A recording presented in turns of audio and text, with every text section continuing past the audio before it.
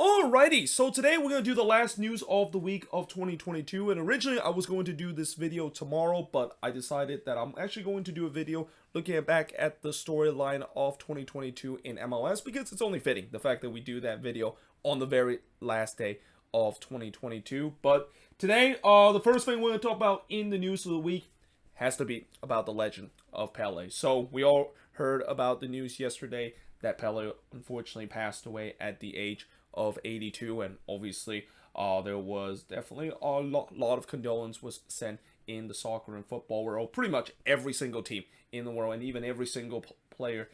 in the sports, were sending their condolence and sending their memories with Pele and what he has meant to the sports. And it's not a big surprise, because what Pele has meant to the sport is something that is just absolutely irreplaceable. Like, he was really truly the first super global star in the sports, and that, you know, he paved the way for a lot of legendary player that we known of nowadays. But I think one thing that I want to talk about Pele in terms of honoring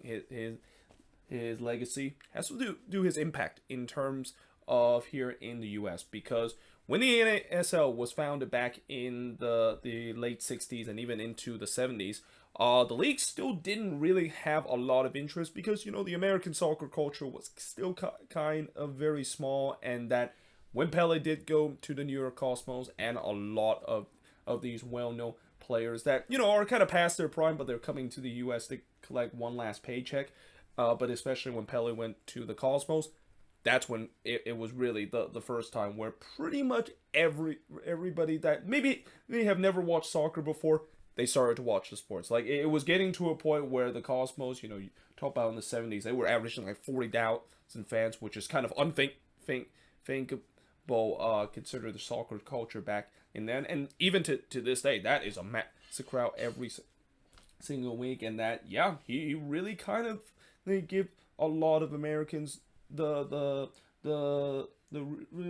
eyeballs in terms of finally paying attention to the sports, because I think it is pretty clear that without Pele coming to the NASL, not only the NASL probably would have been die earlier than eventually it dissolved, but I would argue that we would never had the same hype as what we will see past the NASL days, and then of course the hype surround the World Cup in '94, or even have a World Cup in '94 in the US, and then not to mention in terms of the fact that the hype of the World Cup in '94 led to where the league was founded back in 1996. So certainly Pele, you know, we talk about many pioneers of American soccer culture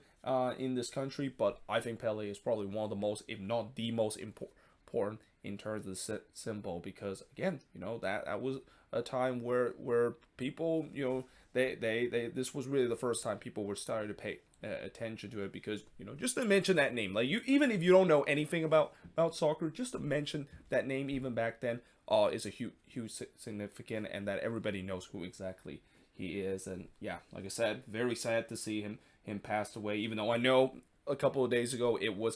kind of imminent, the fact that he was going to pass on, because he said his last goodbyes to his family. But yeah, you know, no, when that moment did happen, it still really hit hard in terms of the sports and to everyone, because of the impact that he puts in. So certainly, thoughts and prayers and my condolence toward him, and just celebrate what a career, and just what a player that will definitely be remembered for forever in this sports. Now, going back to MLS news and some of the transfer that we have. So even though we are approaching the New Year's, there is still a lot that has happened in terms of some of the transfers and some of the rumors. And one of the transfer that happened, I believe, yesterday, was the Seattle Sounders signing NYCFC striker Abear in exchange for 400,000 GAM, and actually the deal also included 150,000 conditional GAM. So technically, I probably should have wrote it was up to about 550,000 GAM that the Sounders were going to pay to NYCFC instead, or well, in terms of getting Abear. But yeah, this is definitely a big move, and in some way, I think this is clearly a replacement of Will Bruin, and even in some case, Freddie Montero. Even though I know Montero is still on this team, he's probably going to be most likely a player that will be be on the bench more often as he started to kind of decline in his production. But yeah, there's no that this signing is definitely good, and in the way for Bear, with the way that it's kind of unfortunate that he has had that one good season with NYCFC, and he just kind of hasn't followed that through. And in some way, you could say that he has really started to become a one season wonder because of that, and that the very next season we talk about many times of the curse that he suffered, where he was just not allowed to score a goal, and then just as he was about to figure it out, he got a torn ACL injury, and that injury I still think is still kind of lingering him to this day in terms of his production. But I think it's still a decent signing where I feel like this season he started to, or at least last season he started to kind of look like the Bear of old at some point. And also now the fact that with the Sounders they're still gonna be starting Rui Diaz game in and game out. I mean, I know some Sounders fan was kind of freaking out thinking, well, is this maybe just a replacement for Rui Diaz? No, Raul Rui Diaz will still be the regular starter in that number 9 spot for the Sounders team, but at least they have a good insurance now with Bear, who is a guy that has been proven to be a good goal scorer. Even though I know I said before that he's started to kind of becoming one season wonder of his incredible run when he came into the league. Now, the Chicago Fire have acquired winger Marin Heli Salici from Swiss club FC Lugano, and they actually sent John Espinoza to FC Lugano too. So I think this deal might have been kind of the same thing, where they decided to get one of the players from that club, and then they basically send another player to that club. Or if you are talking this in a baseball, basketball, or even a hockey term, this is what we call a trade. I mean, I know that sounds like I might have just kind of complicate things, but we usually don't see this happen in soccer, where you have like one team decide to send another player to another player. We usually decide to do trades in terms of money and so forth. But yeah, I really think that that's what this basically is. And also, I think the current sporting director, Greg Hitt, he definitely have some connection toward FC Lugano. So this is not a big surprise that they decided to get a play there, because anytime when you have a sporting director that either have connection or ties with the club, you're going to definitely see most of the signings coming for that club. But that being said, we'll see whether or not if Marin Heli Salici is going to be a decent player. I mean, I haven't heard a lot about him, whether if he is going to be decent or not. And then, of course, them sending John Espinoza the other way. I mean, Espinoza, I thought he was kind of underwhelming during his time with the Chicago Fire. And as I'll mention in a bit, they're already thinking about finding his replacement in just a bit. But moving on, in terms of the next news, and this actually is a news that just happened a couple of hours ago, and I probably should have put this at the top because it's kind of a breaking news, with LAFC signing Croatian striker Stepi, and I believe it's Buke. Again, anytime when you have Croatian name, or anytime when there's a Baltic kind of name, it's tough for me to always get the pronunciation, unless if I hear the correct pronunciation a couple of times. But of course, he was signed from Hajduk Split there in the Croatian league. Now, from what I heard, is that he is a Croatian youth international player, and there's a lot of potential that he have shown during his time in Croatia. He's also been linked with a couple of big European team ever since he kind of had a bit of a breakout a year or two. So it was not a big surprise that LAFC had to swap in that. Again, him coming to MLS and coming to LAFC, that's an interesting choice, because of the fact that LAFC,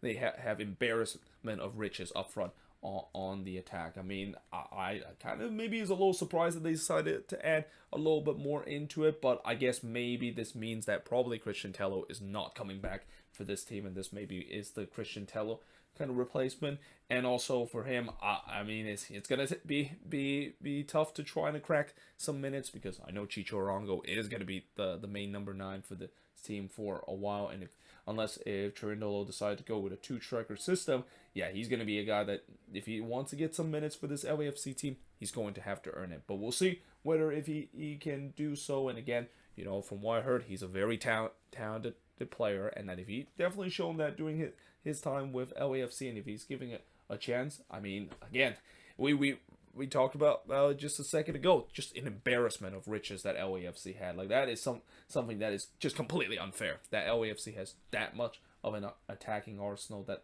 they're once again showing again after fresh off of winning MLS Cup and being the defending champion. Now, Charlotte FC have officially transferred Daniel Rios to Chivas. Now, I'm not going to mention too much about this because I've already talked about it in my Charlotte FC Moving Forward series episode, and I already mentioned that I'm kind of surprised that they decided to move on from him because I think Rios was a big positive in terms of that number 9 position that Charlotte was trying to solve throughout this entire season. But like I said, it feels like maybe they have found a replacement in Enzo Kupati there, that there was definitely a question that maybe Rios could be being moved on to somewhere else, or even if you look at the number 9 spot depth chart for Charlotte, there was a case that maybe Andre Shinseki might be moving on to somewhere too. But in the end, it looks like Daniel Rios is moving on and going to Chivas, and I think they also got a good amount of money. I think there was a report like $5 million that they of course got. Obviously, Chivas is a team that they're definitely desperate in terms of signing Mexican players, and that this is not a big surprise that is the case. And sometimes they might even overpay to try to get that. But in the case of Daniel Rios, it's been great to see him doing his time in MLS, especially doing time with Nashville. But again, it's going to be interesting to see that when they do eventually sign Kopati there, we'll see whether if he can continue the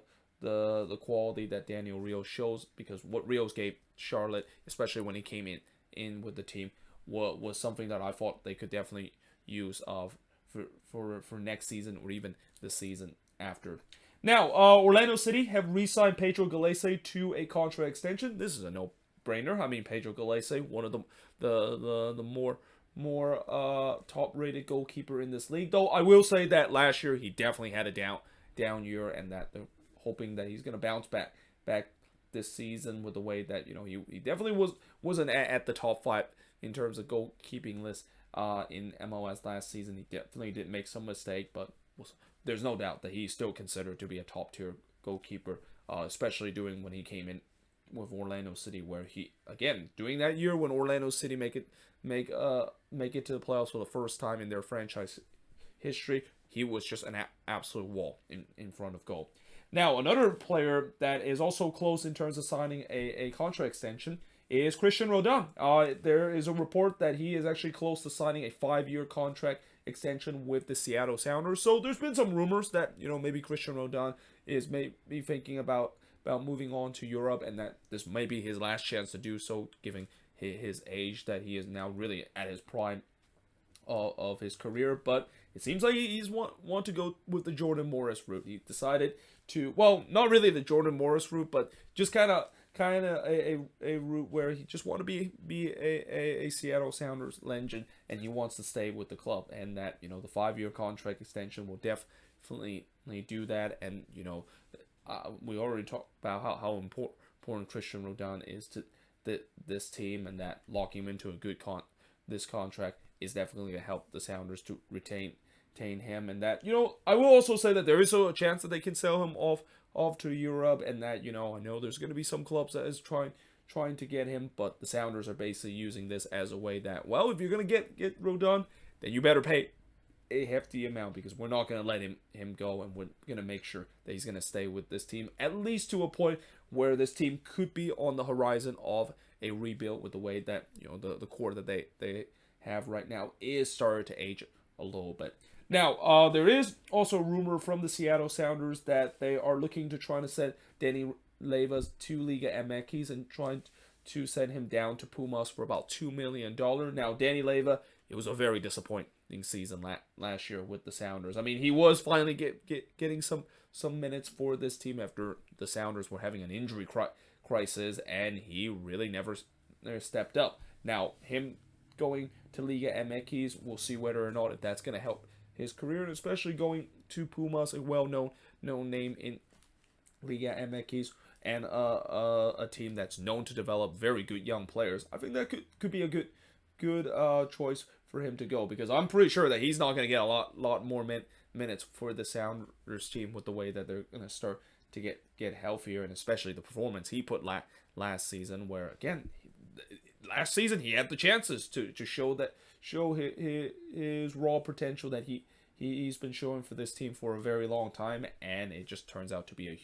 huge disappointment, and that it seems like the Sounders are probably thinking about moving on from him. Now, Orlando City is rumored to sign Uruguayan midfielder Mateo Brescia. Now, I don't know a lot about this player, and I tried to look online to see whether or not if he's good or not, and I couldn't really quite find it. So I'm gonna guess maybe this is just kind of a utility kind of player that Orlando City is getting, and also maybe Orlando City are trying to go through the Uruguayan pipeline because they have a lot of Uruguayan players on this team, and they're looking to try to add another one in terms of that midfield. Now, the Chicago Fire is rumored to sign Montpellier fullback, and I believe it's Arnaud Sadex. That's how you say it. Again, I'll get better in terms of these pronunciation, or at least when he does sign with this team, I'll definitely hear the correct pronunciation of this name. But remember what I said earlier about the fact that they sent John Espinoza to FC Lugano, and they're already looking for a replacement.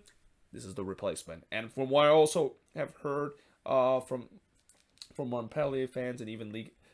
fans, that he's definitely a decent player and could be an upgrade to what John Espinoza offered last year for the Chicago Fire. So yeah, we'll be interested to see whether or not if he is going to be signed for the Fire, and I'm pretty sure they're hoping the same case, because you don't just decided to send one of your fullback without maybe replacing him, and especially the Fire is a little bit thin in terms of that fullback depth now that they send John Espinoza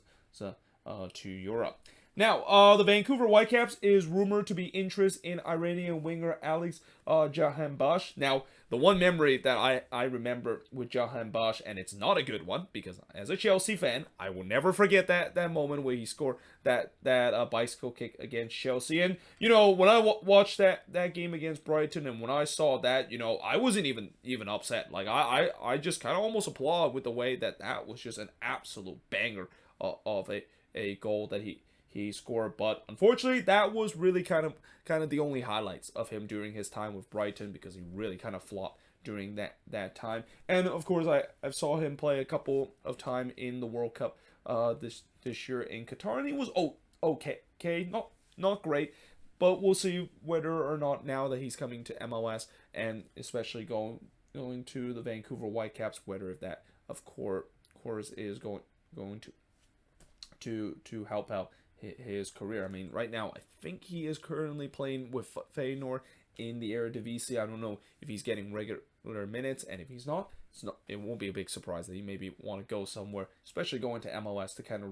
revitalize a career that, there's a lot of people saying that he had some potential to be very decent, and during that time when he made that move to Brighton, it looked like that was going to be the case, and it just hasn't really been with him not doing anything besides that memorable bicycle kick goal that he scored against Chelsea a couple of years ago. Now, speaking of the Whitecaps, they're looking to finalize a deal to sign Uruguayan center back Mateus Laborda on a free transfer. I think I mentioned this before in the News of the Week episode, and I think this is definitely a good signing, with them continuing to solidify this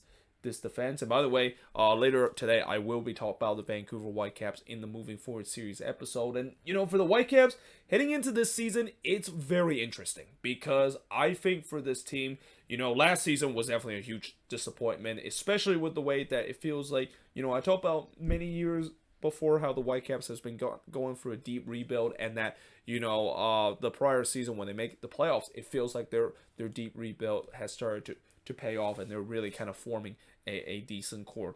to be a regular playoff contender. And then there was the disappointment of last season, where all those players that they shaped up the core just stall out in terms of performing, and really just kind of underachieve. So I think maybe the Whitecaps are trying to add some more pieces to kind of add more quality, but it's also kind of an interesting situation where for the Whitecaps, I don't think they really need to make a lot of moves, because they're just going to have to hope that the core that they form is going to perform well, and that they better hope that is the case, because that if it doesn't work out for the second years in a row, they probably have to go through a teardown, and that is not going to give the fan base very very or not gonna give the Whitecaps fan base a lot of happiness, especially with the way that they've been patiently waiting for this team to go through this deep rebuild. Look like they have something work out, and now it feels like they're starting from scratch again. But at least adding this player, it's going to definitely get some quality in terms of the defense, and especially on a free transfer for two. I mean, I know that doesn't really mean too much because, you know, with him depending on the salary that he's going to earn, it's going to count toward the cap. But still, just a free, anytime when you get a free transfer, and especially from what I heard that he is a decent player doing his time in Uruguay, I think this could be a good signing to really solidify the back for the Vancouver Whitecaps. Now, moving on in terms of next news, and now finally move away from talking about the signings and transfer rumors that happened in MLS. So, Emmanuel Reynoso, remember last year where he was accused of basically pistol whipping a teenage boy, and that he got a lot of trouble in that, and in the end, he was very fortunate that he was able to release on bail and able to come back to the U.S. and play for the Loons. Well, unfortunately, it seems like that kind of allegation is back, because now it seems like there is a report that he actually might be going on trial for that action that he did last year. And hopefully, just like last season where, you know, there was definitely a lot of concern about Reynoso and what is his future with the Loons, and thankfully it seems like maybe that will that eventually was blown out of proportion a little bit, and that he was able to return. I'm hoping that's going to be the same case in this, because this would not be a good thing for Minnesota, and especially he's the heartbeat of this team. Like, I can't imagine if Reynoso decides to not return next season, how this team will really regress badly, especially on the attack. And that, yeah, let's just hope maybe this is just kind of blown out of proportion, and it's gonna maybe go away, and that he can join back with this team heading in this upcoming year. And then finally, in the last news of the week, so we started in the video talking about the death of a legendary player in Pele, but you know, and normally I kind of don't want to end a video by kind of start talk about the main topic of a death of a person, but this unfortunately is one of those video where I have to mention former DC United president Kevin Payne also passed away this week at the age of 69. And, you know, Kevin Payne will always known as one of the pioneer of this league, and also with the way of the success that DC has had. I mean, you know, we talk about the first dynasty in MLS was DC United, of him able to really build a team and just kind of create a dominant culture that we see in the early days of MLS. And well, eventually that kind of gone away a little bit as the league kind of progressed. You know, that's a name that definitely will be recognized for a lot of people that have followed this league for a very long time. And yeah, certainly my condolences to him and his family, and that again, he's another name that will definitely be remembered for a very long time, especially in the DC United community, because I'm pretty sure a lot of DC United fans, especially for fans that have followed this team ever since they came into the league in '96, will definitely remember that name. But there you have it. That is pretty much it in terms of the last news of the week video of 2022. As always, let me know in the comments below what do you think of this video, and if there's any news I didn't mention here on the board, let me know in the comments below as always. But until then, hope you guys enjoy this video. If you do, make sure you guys like, smash the subscribe button, and yeah, I of course will see you guys next time.